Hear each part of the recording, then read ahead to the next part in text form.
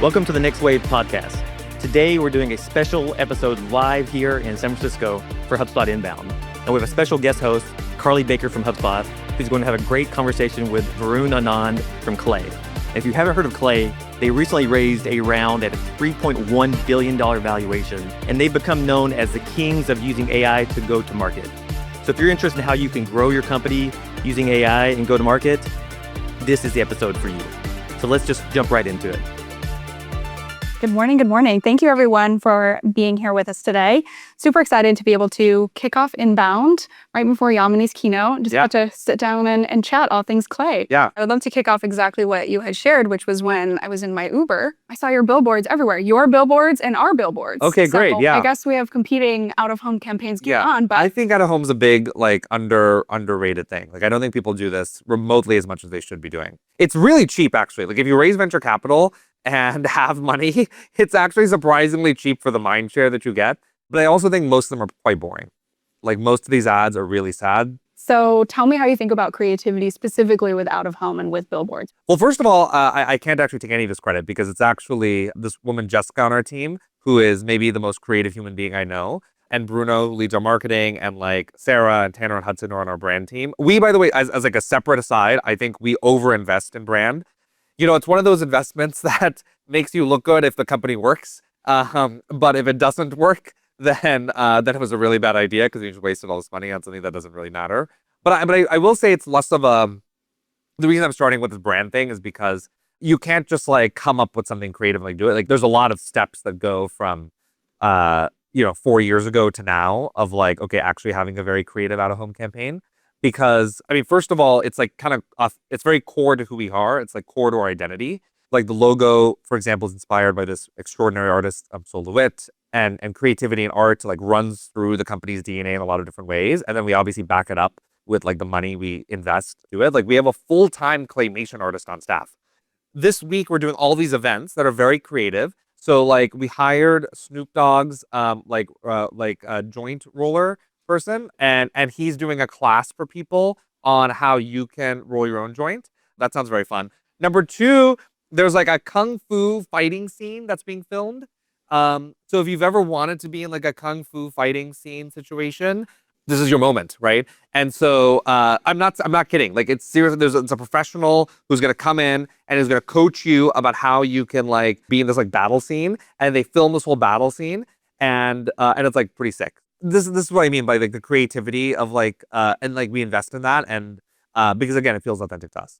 Yeah. And I definitely want to dig into that a little bit more too, because I think when we think about brand, often we think so much about sort of what the online experience is. I think specifically in the tech space, and to be able to sort of bring those core brand values and be able to do something really against a grain IRL, I think is really important. Yeah. Even when we're here and even when we're at conferences, right? It's how many of you have 4 happy hours to go to tonight? So leaning into sort of connecting your IRL, connecting your out of home, connecting sort of the core values of your brand and being able to do the experiential stuff is super important.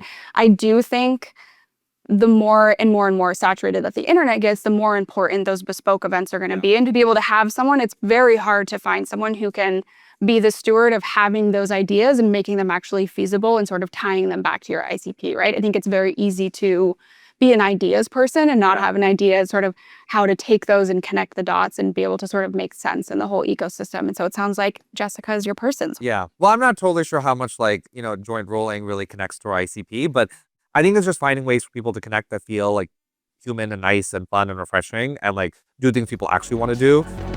All right, you've heard the ways Varun is using AI to do some next level things. Well, we just dropped the database of all databases. And we're not talking about those typical use cases that make your emails sound better. Our database has over 100 unconventional AI use cases across 30 industries.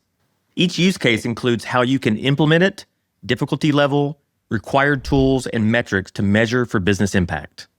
This database was made to give you that unfair advantage. Get it right now. Scan the QR code or click the link in the description. Now, let's get back to the show.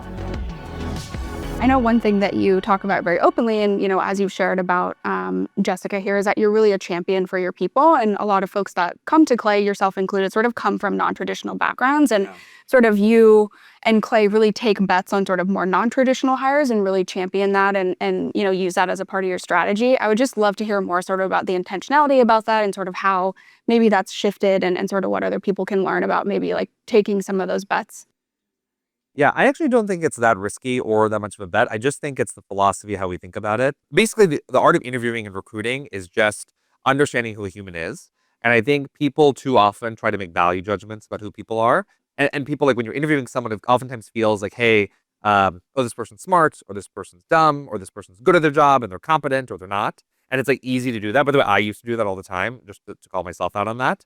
But I think the real point is just understand who they are as a human. And they're kind of like a blank canvas when they come in front of you, right? And your job is to fill out the blank canvas. You use pastels and watercolors, and the references and the interviews, they all kind of piece together into filling out the story of who this human is. And then once you understand who they are, then you can kind of try to understand, okay, what is the fit, right? Instead of like let's just say you thought someone wasn't competent or wasn't smart or whatever, something like that. It's not actually those things. It's actually just that, hey, they need more mentorship and guidance and help and support than you are able to provide in your current structure, right? Maybe they should work at Google because they have a lot more of that than like some fast-growing startup like Clay, because that's just not going to be able to give them that structure and support, right? And where someone's going to be successful. So I think it's just thinking about people in this like terms of fit, and like where are they in their journey of life, and what are they looking for, and what do they need to be really successful? Like, what does it take for you, Carly, to be unleashed? Like what does that take? I just met this guy Brandon, who is the founder of Humans of New York. And yeah, I've been a fan of this for a long time, so it's pretty cool for me to like meet this guy and I like talk to him. And I was like, how do you get these people to basically open up their whole life stories to you in like seconds, right? And then like get deep. And honestly, the answer he gave, which is so similar to what happened with Izzy and Sarah, is you just have to be naturally curious. And I find in interviews a lot of times, like even myself, by the way, you ask for like, what is the best question you can ask? Like, how do you do this? Honestly, none of that matters. If you're actually naturally just really curious about understanding who this person is, the questions kind of come out naturally. And the same thing happened with Brandon and Humans of New York. And people feel that natural curiosity and they lean in. Because like you're a stranger, you sit down, you're like, hey, can I take photos of you and post it on the internet? Right? Like that seems off. But if you're naturally like eager about understanding who they are, people respond to that.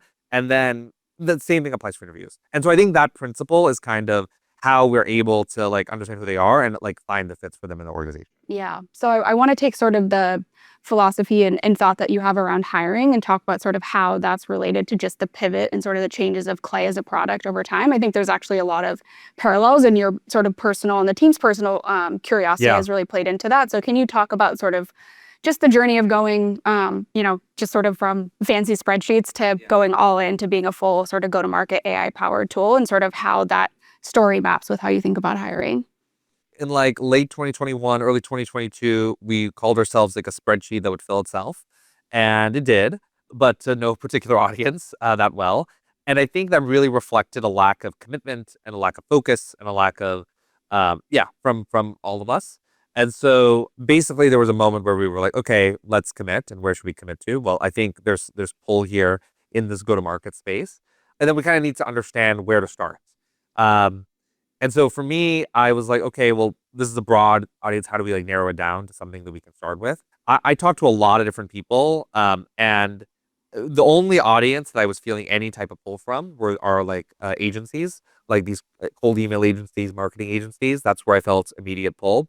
And so we just kind of focused on them. Now, in retrospect, it might seem a little silly. Like, okay, are you going to, like, if we went to go raise venture at that time and we were like, we're building software for cold email agencies, I don't think that like pitch would have landed very well. I don't think it would have won the HubSpot pitch contest because that's not like a big market or whatever, right? But I think these things are very unpredictable. There's also a good book on this, by the way, Greatness Cannot Be Planned by Ken Stanley. The reason I resonate with the premise of that book, which you can kind of guess from the title, is that greatness can't be planned. And greatness could be defined as product market fit. It could be defined as an iconic company, whatever. You kind of have to follow your instinct and your curiosity. And each step and each stone unlocks the next one, right? And all you're trying to do is just get to a place like a base camp place, right? And so that's what happened here, right? We followed our curiosity. We started with these cold email agencies. We didn't know where that was going to lead, but we knew we were helping them. And we knew we were helping them because they felt the pain so acutely because they had lots of clients. And then we were kind of able to parlay that into them posting about us on the internet. We were able to parlay that into working with their clients, take that and meet with work with other startups and SMBs. And eventually, like our first enterprise customer was Rippling, and then Vanta and OpenAI. And so we were able to take that and like get momentum with like these enterprise customers. And then each kind of and like the way it works is the bigger companies look at the company right below them, right? And so the onion kind of unfolds in that way. Yeah, and then that's kind of been the journey of how we've grown. And then from the product perspective, we've like gone from really just a spreadsheet to a data enrichment tool, and to now like a go-to-market platform that we call like an IDE maybe that lets you kind of come up with any idea really quickly, execute those ideas, and kind of execute any growth play. And we're still on that evolution, and still because I still don't think we're achieving that vision remotely as much as we want to. I want to talk a little bit about sort of the intersection of curiosity and the fact that we're sort of increasingly more and more in an AI world where I think curiosity is being sort of put on the sidelines. I'd love to hear from you personally, as someone who really champions curiosity, sort of any exercises or anything that you do or encourage others to do to sort of stay in touch with that side of yourself, or just to build that up sort of as, being curious or finding information or getting ideas is sort of easier than it's ever been in the age of AI. You're right that it's more difficult because people basically just default to ChatGPT for everything right now. And I think there's a lot of like trade-offs with that that are not so obvious. Because yeah, you have these AI tools and people are like, okay, immediately just go use them. And then like you don't think about what happens because of that. Right. So like for example, a lot of people use ChatGPT as like a therapist, right? And like what are the trade-offs of that? Right? Like are people then not going to talk to their friends about their problems? What does that do to friendships? What does that do to our social circles? So I think that's like this challenge. I don't and then also by the way, that's exacerbated like in San Francisco where we are now, there's this whole push to like 996 and like those types of companies, which Clay, by the way, definitively is not. And I think those companies also that philosophy kind of exacerbates this problem actually, because people are like they kind of view like success as like a treadmill, right? Where a lot of things come from curiosity, from openness, from creativity, from having time and space to think about problems. I actually just read this article last night about this guy, Jun Su, who is an economist and mathematician at Princeton. And he just won the Fields Medal, which is like the best prize in mathematics. But he was a high school dropout, and he was a high school dropout to study poetry, and then didn't actually get into math until like his 6th year at like Seoul University or something. And then like and if you look at his days, like you wouldn't ascribe any of those things to actually being good at like doing good things, like getting your work done. Like his wife almost like didn't get married to him or divorced him because like he couldn't like do the basics of like household items and stuff, right? But that creativity and that magic and that space that he creates is what enabled him to like come up with these breakthroughs that warranted him a Fields Medal, right? And I'm not saying you need that type of thing for everything you do, right? But I think you just need that space and that time, and it's hard to do that when you're in this like treadmill, you're in this grind. I feel like I've still been evading the core question of like how do people actually do this practically, and so I don't have a great answer of how people can be more curious. I think they just have to like want it, and they have to create space for it, and they apply it in their day to day. Well, that's a great answer. I want to hear from you about sort of creative use cases or things that you're seeing customers doing that you just never sort of had the idea of sort of your customers using Yeah. play in that way, just sort of to follow the thread of curiosity and creativity. Yeah. I remember correctly. There's a lot of things. Like my EA just started last week, and she had a creative use case in her boot camp where she like found all the GMs of all the fancy hotels and all these places, and got their contact information and sent them all like a very personalized like letter that makes it so that they're more likely to give me an upgrade when I go. She calls it nice hacking. I have encouraged her to make a LinkedIn post about that. Ivy from our team like created a builder in Clay for like finding tennis courts and hiring tennis coaches and stuff, which was pretty creative. Like there's like a use case of like tracking all the new content on like HBO Max and Amazon Prime and Apple TV, and then like having like, okay, what scores did they get on Rotten Tomatoes and IMDb, and like what should you watch this week, right? So these are all kind of like very fun creative use cases in your personal life. I can give like a real work one too. There's a logistics staffing company, for example, and they serve warehouses of a very particular size because that's how much headcount they have. And but the traditional data sources for warehouses kind of suck actually, and aren't very good. So what to do? Well, they're like, okay, well, maybe AI can help. And it does actually. So they actually use Clay to automate finding all the warehouses in Google Maps. And then they use AI to analyze the satellite images. And then in the satellite images, they count how many parking spots are around the warehouse. And then they count how many cars are in the parking spots. And it turns out that that's the best predictor for headcount size and warehouse size and anything else. Another one I'll hit you with, Canva. You guys all know Canva, big company. One of their products helps you keep your brand consistent across lots of different social channels. So they use Clay to automate social listening on LinkedIn and Twitter. Then they like use AI to analyze those posts and be like, are they on brand or off brand? And if they're off brand, it's like, hey, like the font is off, the coloring is off, the spacing's off. Then they're like, okay, well, let's find the head of design. Let's message them and be like, yo, you just posted this on LinkedIn yesterday. It's off brand. Here's why it doesn't meet your brand guidelines. That's not good for you. Like, here's how we can help, right? So it's like timely, comes with a solution. It's very effective. So those are some like in the wild creative use cases.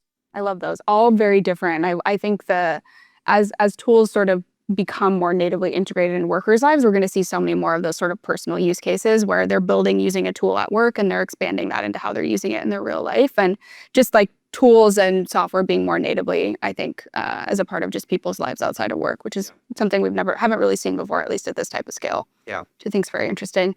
I think we have time for one more question. I do want to go back more towards the product side and just hear sort of what you're building for 2026 and beyond as AI is sort of continuing to grow and shape technology as a whole. Like, what are you really focusing on and where are you looking to grow with the product? Yeah, I think there's a lot. I mean, I think basically our ambition is to like build a space where it's very easy to come up with ideas really quickly, execute them, and then the ambition of those ideas can be really, really high.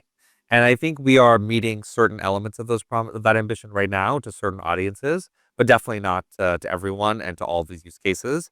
And like the bar to access product is super high right now. How do we make that more accessible? So we're working on like lovable-esque like interfaces in Clay to make that really much more accessible. How do we like help you be way more creative in those and be a thought partner to you? How do we help you like be way more ambitious? And so like we're considering like agent-based, node-based architectures to help you do way more, absolve away the tables in some ways, and be more ambitious. So there's a lot kind of coming up down the pike that we're really excited about. And I think and then also like how do we expand into new audiences, right? Like how do we not only just help RevOps teams, but how do we help like marketers do ABM in sophisticated ways? How do we help reps be more efficient in their day-to-day, right? So I think there's both surface area and scale of ambition that we're excited about and kind of a lot coming down the pipe. Are you more excited about sort of surface area or scale? Like, how are you sort of balancing? It's a tough balance because when you're ambitious and like, I was just talking to our friend G Kaban, like he was asking me about our ambition and it's like, he was like, oh, he was referencing this other company and their ambition is like to become $100 billion company. And it's like, I don't care about that. Like, I'm not trying to, like, that's not the point. The point is actually, the point is that a lot of people in this room are starting companies, running companies. And when you have an idea or when you start your new company, we want your first instinct to be to use Clay. The same way your first instinct right now is to open up your phone and call it Uber or Waymo, like, or search something on ChatGPT. Like that should be the default mindset. And then not only is that the instinct, but we meet that promise, right? And we actually help you do something that genuinely grows your business in a way that's differentiated. And that's an ambition, and we're trying to meet that. But that's kind of where we're headed. Well, thank you so much, everyone, for joining us. This breakfast and this conversation was presented in partnership with Clay, of course, with our friends at HubSpot for Startups, which is your go-to place for tools and resources and exclusive access to the starter community at HubSpot, with Mindstream, which is HubSpot Media's premier AI newsletter, and then, of course, The Next Wave, which is our AI podcast and newsletter. We're really excited to share this conversation. We'll be available in just a couple of weeks, both on YouTube and on audio for anyone who wasn't able to join us, or if you want to revisit the conversation. So we'll send a follow-up with that. But thank you so much, Varun, for the time this morning. And thanks, everyone, for joining us. And we'll see you over at 9:30 for Yamini's keynote next door. Yeah. Thanks, guys.